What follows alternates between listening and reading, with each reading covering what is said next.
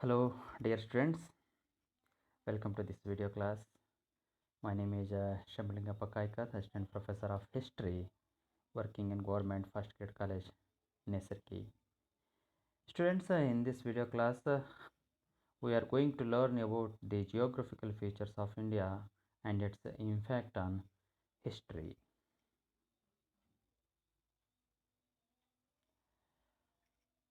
So, objectives of this module are introduction. In the introduction part, we will discuss about the location of India, extent of India, frontiers of India, neighboring countries of India, and administrative divisions of India.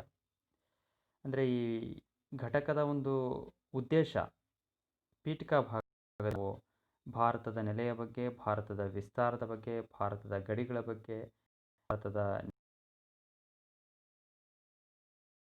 ಬಗ್ಗೆ ತಿಳ್ಕೊಳ್ತೇವೆ. And next we will know about the ancient names of India, ಅದೇ ರೀತಿ ಭಾರತದ ಪ್ರಾಚೀನ ಹೆಸರುಗಳ ಬಗ್ಗೆ ತಿಳ್ಕೊಳ್ತೀವಿ.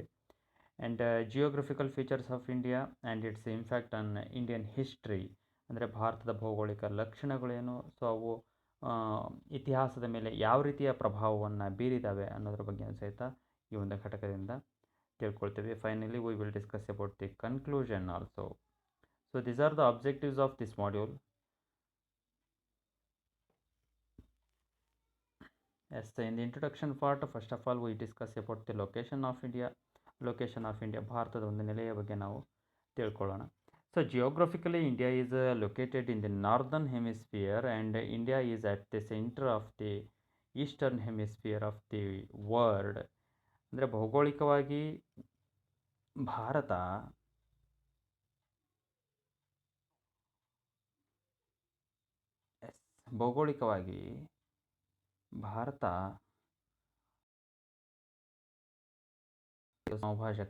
ಸಮಭಾಜಕ ವೃತ್ತದ ಮೇಲೆ ಬರುವಂತಹದ್ದೆಲ್ಲ ಉತ್ತರಾರ್ಧಗೋಳ.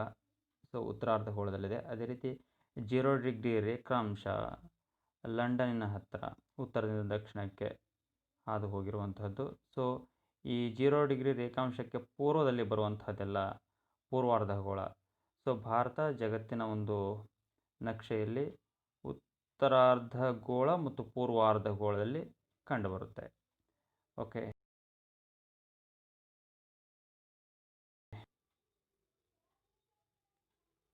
Yes, and also India is a peninsula situated in Southeast Asia. ಅಂದರೆ ಭಾರತ ಒಂದು ಪರ್ಯಾಯ ದ್ವೀಪ. ಇಟ್ ಮೀನ್ಸ್ ಭಾರತ 3 ಕಡೆ ಸಮುದ್ರದ ನೀರಿನಿಂದ ಒಂದು ಕಡೆ ಭೂಭಾಗದಿಂದ ಆವೃತವಾಗಿರೋದನ್ನು ನೋಡ್ಬೋದು. 3 ಕಡೆ ಸಮುದ್ರದ ನೀರು ಅಂದರೆ ಭಾರತದ ಪಶ್ಚಿಮಕ್ಕೆ ಅರಬ್ಬಿ ಸಮುದ್ರ ಇದೆ, ದಕ್ಷಿಣಕ್ಕೆ ಹಿಂದೂ ಮಹಾಸಾಗರ ಆರ್ ಇಂಡಿಯನ್ ಓಷಿಯನ್, ಆ್ಯಂಡ್ ಪೂರ್ವಕ್ಕೆ ಬಿ ಆಫ್ ಬೆಂಗಾಲ್ ಆರ್ ಬಂಗಾಳ ಕೊಲ್ಲಿ ಇರೋದನ್ನು ನಾವು ನೋಡ್ಬೋದು. ಉತ್ತರಕ್ಕೆ ಭೂಭಾಗವಾಗಿ ಹಿಮಾಲಯದ ಪರ್ವತಗಳು ಮುಖ್ಯ ಒಂದು ಭೂಭಾಗದ ಗಡಿಯಾಗಿರೋದನ್ನು ನಾವು ನೋಡ್ಬೋದು. ಹೀಗಾಗಿ ಇದೊಂದು ಪರ್ಯಾಯ ದ್ವೀಪ ಅಂತಲೂ ಸಹಿತ ಕರೆಯಲ್ಪಡುತ್ತೆ. ಅದೇ ಖಂಡದ ದಕ್ಷಿಣ ದಿಕ್ಕಿನಲ್ಲಿ, so this is Asian continent.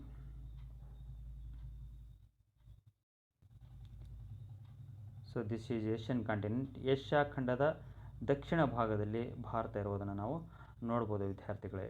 Okay. Yes, and India's mainland extends from 8°.4' to 37°.6' north latitude and from 68°.7' to 97°.25' east longitude. ಅಂದರೆ ಅಕ್ಷಾಂಶ, ಲ್ಯಾಟಿಟ್ಯೂಡ್ ಅಂದರೆ ಅಕ್ಷಾಂಶ ಆ್ಯಂಡ್ ಲ್ಯಾಂಗಿಟ್ಯೂಡ್ ಅಂದರೆ ರೇಖಾಂಶ. ಸೊ ಜಗತ್ತಿನಲ್ಲಿ ಅಕ್ಷಾಂಶ ಮತ್ತು ರೇಖಾಂಶಗಳ ಪ್ರಕಾರ ನಾವು ಭಾರತದ ನೆಲೆಯನ್ನು ನೋಡೋದಾದರೆ, ಎಸ್, ಭಾರತ ಉತ್ತರಾರ್ಧಗೋಳದಲ್ಲಿ ಉತ್ತರ ಅಕ್ಷಾಂಶ 8°.4'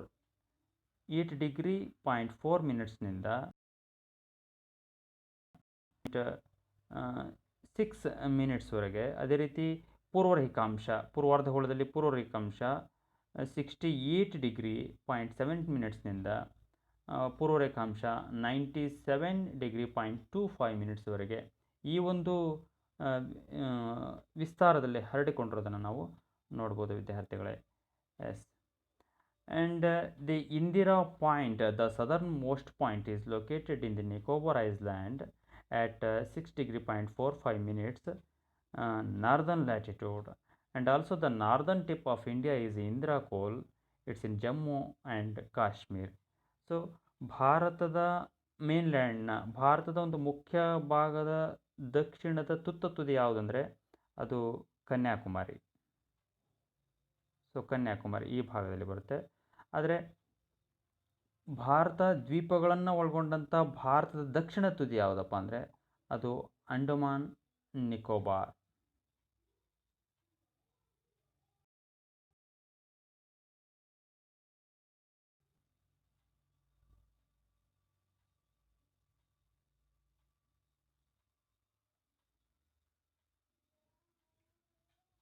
so Andaman Nicobar. So Indira point ಅನ್ನೋದು ನಿಕೋಬಾರ್ನ ಒಂದು ತುದಿಯಲ್ಲಿ ಬರುತ್ತೆ.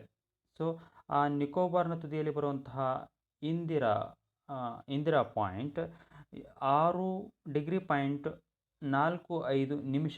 ಸೊ ಆ ಒಂದು ಉತ್ತರ ಅಕ್ಷಾಂಶದಲ್ಲಿ ಅದು ಗುರುತಿಸಲ್ಪಟ್ಟಿದೆ. ಸೊ ಇದು ಭಾರತದ ದಕ್ಷಿಣದ ತುತ್ತ ತುದಿ ಅಂತ ಕರೆಯಲ್ಪಡುತ್ತೆ. ಅದೇ ರೀತಿ ಜಮ್ಮು ಕಾಶ್ಮೀರದಲ್ಲಿ ಬರುವಂತಹ ಇಂದಿರಾ ಕೋಲ್, ಸೊ ಈ ಭಾಗದಲ್ಲಿ ಜಮ್ಮು ಕಾಶ್ಮೀರದಲ್ಲಿ ಬರುವಂತಹ ಇಂದಿರಾ ಕೋಲ್ ಇದು ಭಾರತದ ಉತ್ತರ ತುತ್ತ ತುದಿ ಅಂತ ಕರೆಯಲ್ಪಡ್ತಾ ಇದೆ ವಿದ್ಯಾರ್ಥಿಗಳೇ. ಎಸ್.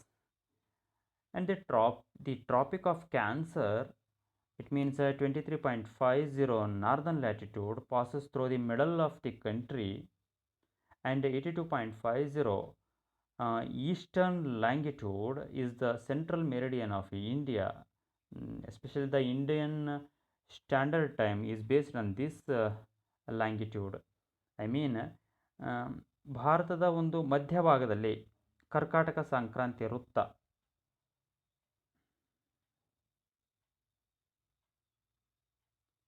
ಸೊ ಇದು ಈ ಕರ್ಕಾಟಕ ಸಂಕ್ರಾಂತಿ ವೃತ್ತ ಹೆಚ್ಚು ಕಡಿಮೆ ಭಾರತದ ಮಧ್ಯಭಾಗದಲ್ಲಿ ಹಾದು ಹೋಗುತ್ತೆ. ಅದೇ ರೀತಿ 82 ಪೂರ್ವ ರೇಖಾಂಶ ಇದು ಉತ್ತರದಿಂದ ದಕ್ಷಿಣಕ್ಕೆ ಭಾರತದ ಮಧ್ಯಭಾಗದಲ್ಲಿ ಹಾದು ಹೋಗುತ್ತೆ. ಸೊ ಈ ಪೂರ್ವ ರೇಖಾಂಶವನ್ನು 82 ಡಿಗ್ರಿ ಪೂರ್ವ ರೇಖಾಂಶವನ್ನು ಆಧಾರವಾಗಿಟ್ಟುಕೊಂಡು ಭಾರತದ ಒಂದು ಕಾಲಮಾನವನ್ನು ಹೇಳಲಾಗುತ್ತೆ ವಿದ್ಯಾರ್ಥಿಗಳೇ. ಎಸ್.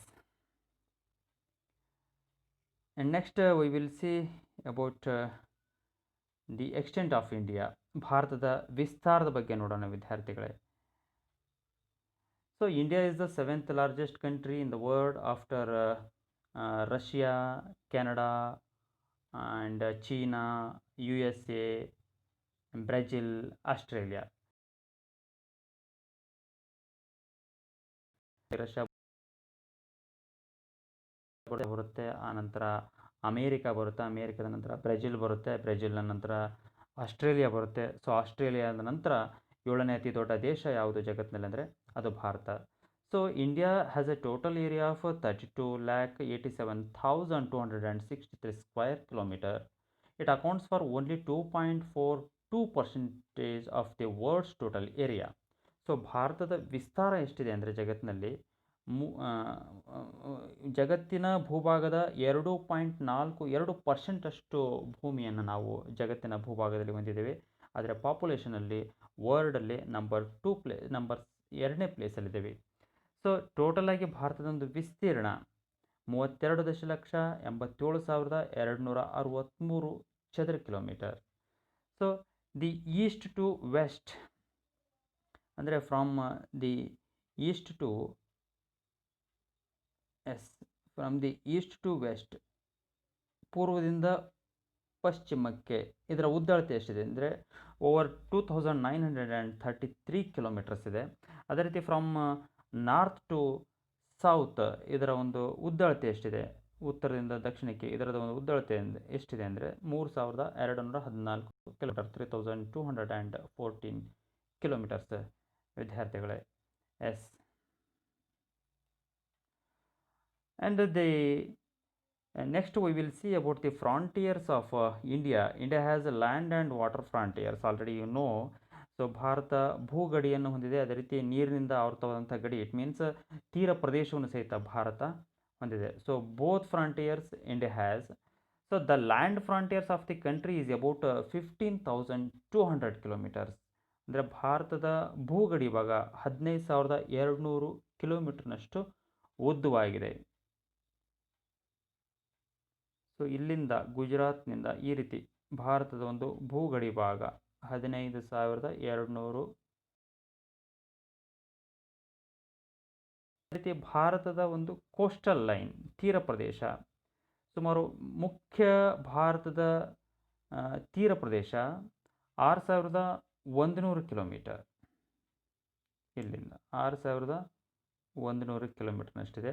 ಅದರಂತೆ ದ್ವೀಪಗಳನ್ನು ಒಳಗೊಂಡಂತೆ ನಾವು ಭಾರತದ ತೀರ ಪ್ರದೇಶ the length of Indian coastal line including islands like Lakshadweep and Andaman Nicobar.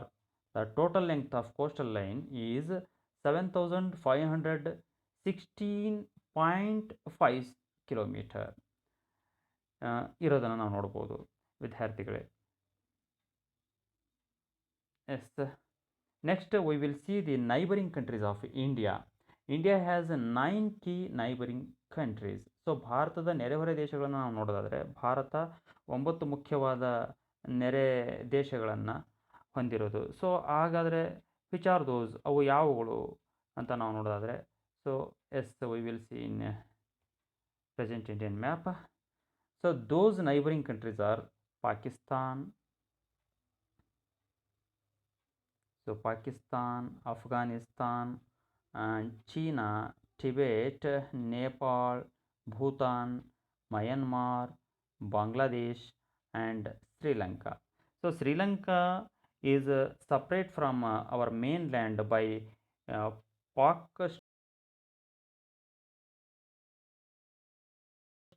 ಭೂಭಾಗದಿಂದ separate ಆಗಿದೆ. ಯಾವುಗಳಿಂದ ಅಂದರೆ ಪಾಕ್ ಜಲಸಂಧಿ ಮತ್ತು ಮನ್ನಾರ್ ಕೊಲ್ಲಿಯಿಂದಾಗಿ ಸಪ್ರೇಟ್ ಆಗಿರುವಂತಹ ಒಂದು ದೇಶಾಂಕ. ಸೊ ಈ ನಾರ್ತ್ ವೆಸ್ಟ್ ಕಡೆ ನಾವು ಪಾಕಿಸ್ತಾನ, ದೇಶಗಳನ್ನು ನೋಡೋದಾದರೆ, ಸೊ ಉತ್ತರದ ಕಡೆಗೆ ಚೀನಾ, ಟಿಬೆಟ್, ನೇಪಾಳ್, ಭೂತಾನ್ ದೇಶಗಳನ್ನು ನೋಡ್ಬೋದು. ಅದೇ ರೀತಿ ಪೂರ್ವಕ್ಕೆ ಮಯನ್ಮಾರ್ ದೇಶವನ್ನು ನೋಡ್ಬೋದು. ಅದೇ ರೀತಿ ಬರ್ಮಾ ದೇಶವನ್ನು ನೋಡ್ಬೋದು. ಸೊ ಭಾರತದ ದಕ್ಷಿಣಕ್ಕೆ ಶ್ರೀಲಂಕಾ ದೇಶವನ್ನು ನೋಡ್ಬೋದು. So these are the 9 key neighboring countries of our India. Yes, next we will discuss about the administrative divisions of India. ಭಾರತದ ಆಡಳಿತಾತ್ಮಕ ವಿಭಾಗಗಳ ಬಗ್ಗೆ ನೋಡೋಣ ವಿದ್ಯಾರ್ಥಿಗಳೇ. So India already you know that India is a democratic republic country. Bharat ಒಂದು ಪ್ರಜಾಸತ್ತಾತ್ಮಕ ಗಣರಾಜ್ಯ. So India is divided into 28 states and 8 union territories, which includes the national capital territory of Delhi. So ಪ್ರಾದೇಶಿಕತೆ ಅಂದರೆ ಭಾಷಾಗಳ ಆಧಾರದ ಮೇಲೆ ಭಾರತವನ್ನು 28 ರಾಜ್ಯಗಳಾಗಿ ಡಿವೈಡ್ ಮಾಡಲಾಗಿದೆ. ಅದೇ ರೀತಿ 8 ಕೇಂದ್ರಾಡಳಿತ ಪ್ರದೇಶಗಳಾಗಿ ಸಹಿತ ಭಾರತವನ್ನು ಡಿವೈಡ್ ಮಾಡಲಾಗಿದೆ. ಸೊ ರೀಸೆಂಟಾಗಿ ಜಮ್ಮು ಮತ್ತು ಕಾಶ್ಮೀರ ರಾಜ್ಯದ ಸ್ಥಾನಮಾನ ಹೊಂದಿರುವಂಥ ಜಮ್ಮು ಮತ್ತು ಕಾಶ್ಮೀರವನ್ನು ಸಹಿತ ಇನ್ನೊಂದು ಜಮ್ಮು ಮತ್ತು ಕಾಶ್ಮೀರ ಆಗಿ ಡಿವೈಡ್ ಮಾಡಲಾಗಿದೆ. So at present India has 28 states, 28 ರಾಜ್ಯಗಳನ್ನು ಹೊಂದಿದೆ, ಆ್ಯಂಡ್ 8 ಯೂನಿಯನ್ ಟೆರಿಟರೀಸ್ಗಳನ್ನು ಹೊಂದಿರೋದನ್ನು ನಾವು ನೋಡ್ಬೋದು. This is the present map of India. So among these states Rajasthan largest state and Goa is the smallest state. So ಈಗಿರುವಂತಹ ಪ್ರೆಸೆಂಟ್ ಇರುವಂತಹ ರಾಜ್ಯಗಳಲ್ಲಿ 28 ರಾಜ್ಯಗಳಲ್ಲಿ ರಾಜಸ್ಥಾನ ದೊಡ್ಡ ರಾಜ್ಯ, ಅದೇ ರೀತಿ ಗೋವಾ ಒಂದು ಚಿಕ್ಕ ರಾಜ್ಯ ಆಗಿದೆ. ಆಗಿರೋದನ್ನು ನೋಡ್ಬೋದು ವಿದ್ಯಾರ್ಥಿಗಳು. Okay, this is the present map of India. You can see here students. Yes, next up to we will discuss about the ancient names of India. What are the ancient names of India and what are the present names of India? ಅಂದರೆ ಭಾರತದ ಪ್ರಾಚೀನ ಹೆಸರುಗಳು ಏನಾಗಿತ್ತು, so ಪ್ರೆಸೆಂಟಾಗಿ ಬಳಸಿರುವಂತಹ ಹೆಸರುಗಳಿಗೆ ಪ್ರಾಚೀನತೆ ಏನಿದೆ ಅದರ ಬಗ್ಗೆ ನಾವು ಈಗ ಡಿಸ್ಕಷನ್ ಮಾಡೋಣ. According to mythologies, this subcontinent called as Bharata Varsha or Bharat ಭೂಮಿ. ಸೊ ಪುರಾಣಗಳ ಪ್ರಕಾರ ಭರತ ವರ್ಷ ಅಥವಾ ಭರತ ಭೂಮಿ ಅಂತ ಕರೆಯಲ್ಪಡ್ತಾ ಇದೆ. ಇದಕ್ಕೊಂದು 3 ವಿಚಾರಗಳಿದ್ದಾವೆ. ಸೊ ಅವುಗಳನ್ನು ನಾನು ಇಲ್ಲಿ ಪ್ರಸ್ತುತಪಡಲಿಕ್ಕೆ ಇಷ್ಟಪಡ್ತೇನೆ ವಿದ್ಯಾರ್ಥಿಗಳೇ. ಸೊ ಮೊದಲನೇದಾಗಿ ಪುರಾಣಗಳ ಪ್ರಕಾರ ದುಷ್ಯಂತ ಮತ್ತು ಶಕುಂತಲೆಯರ ಪುತ್ರ ಭರತನಿಂದಾಗಿ ಈ ಪ್ರದೇಶಕ್ಕೆ ಭಾರತ ಅನ್ನೋ ಹೆಸರು ಬಂತು ಅನ್ನೋದು ಒಂದು ವಿಚಾರವಾದರೆ, ಜೈನ ಸಾಹಿತ್ಯದ ಪ್ರಕಾರ according to Jain literature, the first tirthankara of Jainism Rishabhanatha. Rishabhanatha had two sons. First one, the elder one Bharata and younger one Bahubali. Bharata ಮತ್ತು ಬಾಹುಬಲಿ. ಸೊ ಇಬ್ಬರಲ್ಲಿ ಭರತ ಹಿರಿಯವನು, ಬಾಹುಬಲಿ ಚಿಕ್ಕವನು. ಸೊ ಆ ಭರತನಿಂದಾಗಿ ಈ ಒಂದು ಪ್ರದೇಶಕ್ಕೆ ಭಾರತ ಅನ್ನೋ ಹೆಸರು ಬಂತು ಅನ್ನೋದು ಜೈನ ಸಾಹಿತ್ಯದ ಪ್ರಕಾರ. ಅದೇ ರೀತಿ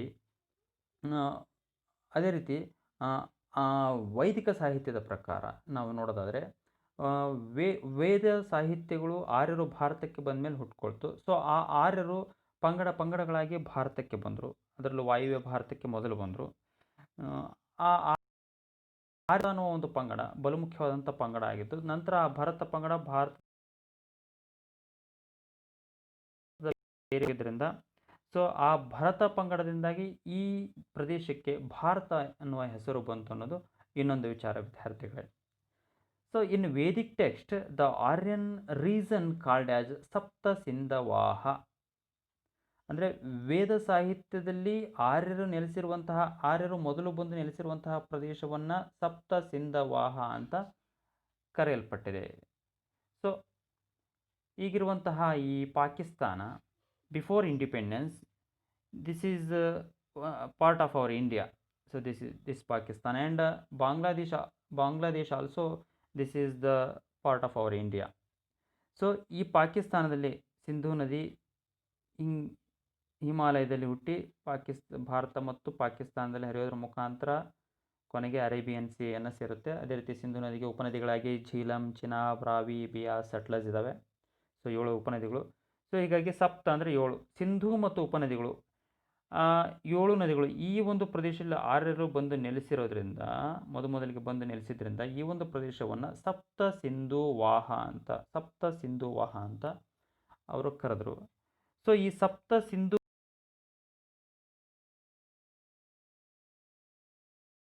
ಪದ ಮುಂದೆ next, this word caused for the growth of words like Hindu and Indus. ಈ ಸಪ್ತ ಸಿಂಧವಾಹ ಅನ್ನೋ ಒಂದು ಪದ ಮುಂದೆ ಹಿಂದೂ ಮತ್ತು ಇಂಡಸ್ ಅನ್ನುವ ಒಂದು ಪದಗಳ ಬೆಳವಣಿಗೆಗೆ ಕಾರಣ ಆಗುತ್ತೆ. If we C the ancient Persians inscriptions, in ancient Persians inscriptions, Sindhu river called as Hindu. Iran ಭಾಗ ಏನಿದೆಲ್ಲ, ಸೊ ಅದು ಆಗಿನ ಕಾಲಕ್ಕೆ ಪರ್ಷಿಯಾ ಅಂತ ಕರೆಯಲ್ಪಡ್ತಾ ಇತ್ತು. ಸೊ ಆ ಪರ್ಷಿಯಾದಲ್ಲಿ ಸಿಕ್ಕಿರುವ ಪ್ರಾಚೀನ ಶಾಸನಗಳಲ್ಲಿ ಈ ಸಿಂಧೂ ನದಿಯನ್ನು, ನಮ್ಮ ದೇಶದಲ್ಲಿ ಹುಟ್ಟಿ ಪಾಕಿಸ್ತಾನದ ಮುಖಾಂತರ ಹರಿದು ಅರೇಬಿಯನ್ ಸಿಯನ್ನು ಸೇರಿರುವಂಥ ಸಿಂಧೂ ನದಿಯನ್ನು ಹಿಂದೂ ಅಂತ ಕರೆದಿದ್ದಾರೆ ಪರ್ಷಿಯನ್ ಇನ್ಸ್ಕ್ರಿಪ್ಷನ್ ಶಾಸನಗಳಲ್ಲಿ. So next the word Hindu mentioned as Hind or Hindustan in the writings of medieval writers. ಈ ಪದ ಮುಂದೆ, ಹಿಂದೂ ಅನ್ನೋ ಪದ ಮುಂದೆ ಹಿಂದ್ ಅಥವಾ ಹಿಂದೂಸ್ತಾನ್ ಆಗಿ ಮಧ್ಯಕಾಲೀನ ಲೇಖಕರ ಒಂದು ಬರವಣಿಗೆಗಳಲ್ಲಿ ಪರಿವರ್ತನೆ ಆಯಿತು. ಸೊ ಮಧ್ಯಕಾಲೀನ ಲೇಖಕರ ಬರವಣಿಗೆಗಳಲ್ಲಿ ಅಂದರೆ ಯಾವಾಗ ಮುಸ್ಲಿಮರು ಭಾರತದ ಮೇಲೆ ದಾಳಿ ಮಾಡಿದರು, ಅಂದರೆ ಮೊಹಮ್ಮದ್ ಗಜ್ನಿ, ಆನಂತರ ಘೋರಿ, ಸೊ ಇವರು ಭಾರತದ ಮೇಲೆ ದಾಳಿ ಮಾಡಿದಂತಹ ಭಾರತದ ಮೇಲೆ ದಾಳಿ ಮಾಡಿ ಭಾರತದಲ್ಲಿ ತನ್ನದೇ ಆದ ಒಂದು ಸಾಮ್ರಾಜ್ಯವನ್ನು ಕಟ್ತಾನೆ. ಮುಂದೆ ದೆಹಲಿ ಸುಲ್ತಾನರು ಆಳ್ವಿಕೆ ಮಾಡಲಿಕ್ಕೆ ಪ್ರಾರಂಭ ಮಾಡ್ತಾರೆ. ಸೊ ಈ ಗಜ್ನಿ, ಘೋರಿ ಮತ್ತು ಮುಂದೆ ದೆಹಲಿ ಸುಲ್ತಾನರ ಕಾಲಕ್ಕೆ ಇದ್ದಂತಹ ಮಧ್ಯಕಾಲೀನ ಲೇಖಕರು ತಮ್ಮ ಒಂದು ಬರವಣಿಗೆಗಳಲ್ಲಿ ಹಿಂದೂ ಅನ್ನೋ ಪದವನ್ನು ಬಳಸ್ಕೊಂಡು ಮುಂದೆ ಹಿಂದೂಸ್ತಾನ್ ಅನ್ನೋ ಒಂದು ಪದಗಳನ್ನಾಗಿ ಪರಿವರ್ತನೆ ಮಾಡಿದರು. So next, the Greeks were called the Sindhu river as Indus.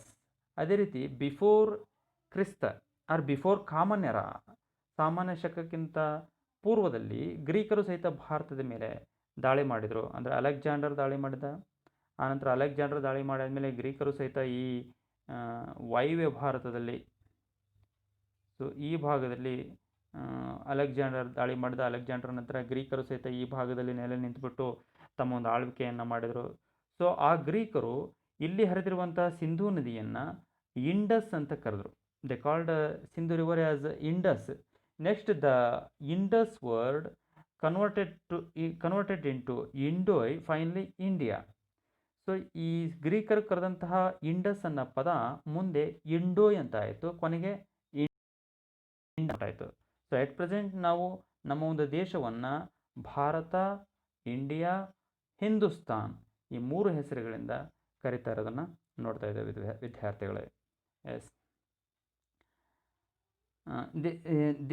These information about the names of India, ಅದರ ಬಗ್ಗೆ ಒಂದು ಮಾಹಿತಿ, ಭಾರತದ ಹೆಸರುಗಳ ಬಗ್ಗೆ ಇದೊಂದು ಮಾಹಿತಿ ವಿದ್ಯಾರ್ಥಿಗಳೇ. Yes, next these are the references I have used for this PPT, and in next video class I will discuss about the geographical features of India. What are the geographical features of India and how they impacted on Indian history?